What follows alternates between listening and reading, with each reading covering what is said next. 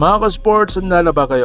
Dahil ang paparating na laban ng Gilas Pilipinas ay hindi po yan basta-basta. Ito na marahil ang pinakamabigat na hamon ng national team sa FIBA era. Australia, New Zealand, Group of Death. Pero may malaking balita, nagsasanib pwersa na sina Coach Tim Cone at Coach Jimmy Alapag. At ang tanong ng bayan, makakabalik ba si Kai o manunood na lang muna? Alamin natin ang buong kwento. Kung trip mo po ang ganitong content, paiwan ng follow at pasubscribe na din. Tara po, simulan na natin. Mga sports, ang Group of Death sa FIBA qualifiers. Hindi biro ang napuntahang grupo ng Gilas sa FIBA World Cup Asian Qualifiers. Kasali natin sa hanay ang Australia na isang powerhouse, may NBA level system, physical, disiplinado at walang takot. Sumunod ang New Zealand, tahimik pero brutal. Malalakas sila sa loob, mabilis sa transition at bihasa sa team defense. Dito pumapasok ang isang mahalagang tanong, handa na ba ang Gilas sa antas na ito?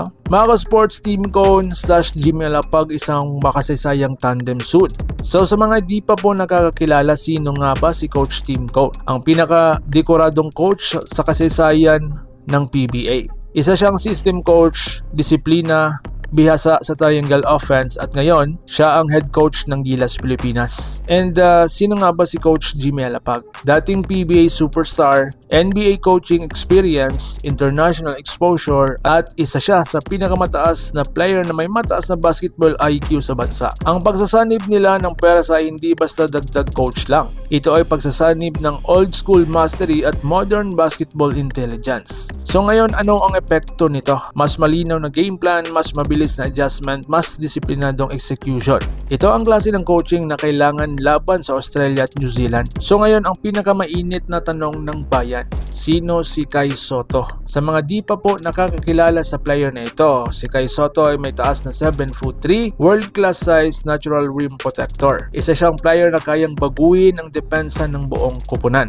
Ang player na ito ay nakapagtala ng ACL injury issue. Mga sports, hindi biro ang ACL injury ha. Mababa ang rehab nito, delikado ang pagmamadali. May mga ulat na maaaring hindi siya maglaro sa first window, posibleng bumalik daw sa second window at walang formal na kumpirmasyon hanggang ngayon. So ano ang salita ni Coach Tim Cone? Ayon kay Coach Tim, mas malakas kami kung malusog si Kai. Handa kaming lumaban kahit wala siya. So ibig sabihin, gusto nila si Kai pero hindi nila isusugal ang long-term career niya. So ngayon kung wala si Kai, may plano pa ba? Ang sagot dyan mga ka-sports, possible, oo, at malinaw iyon. May mga big men pa rin ang Gilas katulad nila AJ Edu, Quintin Milora-Brown at Junmar Fajardo. May tinatawag na triple tower potential daw ang Gilas ngayon, pero ibang level pa rin kung si Kai pagdating sa taas at presence. Kung makakalaro si Kai, mas solid ang depensa ng team, mas mahirap pasukin ang loob, mas confident ang guards. Kung hindi pa, system basketball lang muna, team defense, coaching adjustment ang magiging sandata. Ang laban na ito ay hindi lang tungkol sa panalo at talo. Ito ay tungkol sa direksyon ng Gilas, coaching philosophy, kinabukasan ng Philippine basketball. Kaya suportahan natin kompleto man o hindi ang kanilang lineup.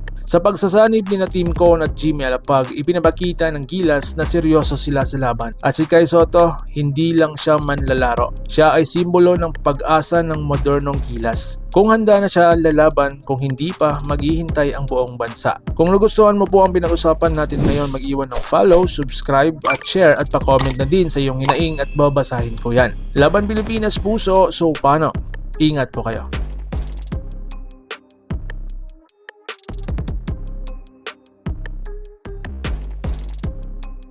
Mga ka-sports, kung hilig ninyong bumili ng mga Gilas jersey, Gilas accessories at mga gamit na pang basketball habang nanonood po kayo sa aking mga videos, kindly check this basket on this lower part ng ating video at magpa-pop up yung ating mga items sa gilid. Mga legit po yung mga items dyan and see to it po na makabili po kayo ahead of time kasi meron po yung mga discounts and mga promos depende po sa seller. And also, kunting suporta din as a content creator po. Salamat!